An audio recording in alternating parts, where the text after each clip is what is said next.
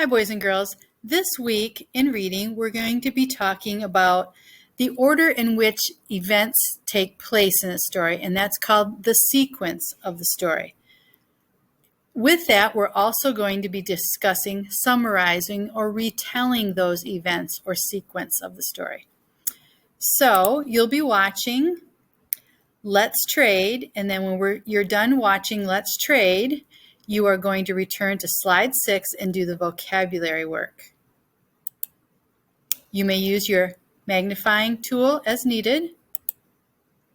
This week's vocabulary words: sidewalks, paths by the side of the street or road; grumbled, complained in a low voice; wailed, to make a long, sad cry; traders, people who buy and sell things as a business; blossomed, something that grew or developed; and lonesome, not often visited by people, deserted.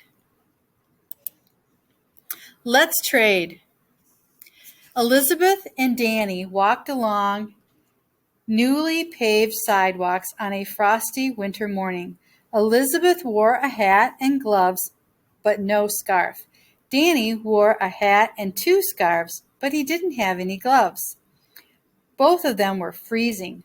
Elizabeth complained first. "I'm so cold," she grumbled. "Me too," Danny wailed. Then Elizabeth had an idea. "What if I traded you 1 glove for 1 of your scarves?" Elizabeth said. "Both of our necks would be warm, and we each have 1 hand warm. We could put the other hand in our pockets." "Great idea," Danny said. After they shared a scarf and glove, they began to feel warmer. A few minutes later, Mrs. Baxter appeared. "Did I just see you barter?" she asked. Elizabeth and Danny looked puzzled. "What's barter?" Elizabeth asked.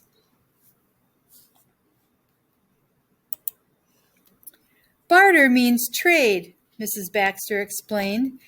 "You 2 traded a scarf and a glove so you could be warm. Did you know that traders bartered for thousands of years?"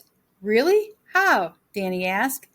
Mrs. Baxter said, "Well, traders who had too much of one thing, such as salt or pigs, would exchange with other traders for things that they needed.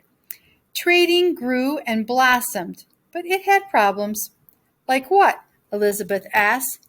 "Suppose you raised chickens. You could trade the chickens and eggs for what you wanted. But if the chickens got away, you wouldn't have anything to trade." "Exactly," said Mrs. Baxter.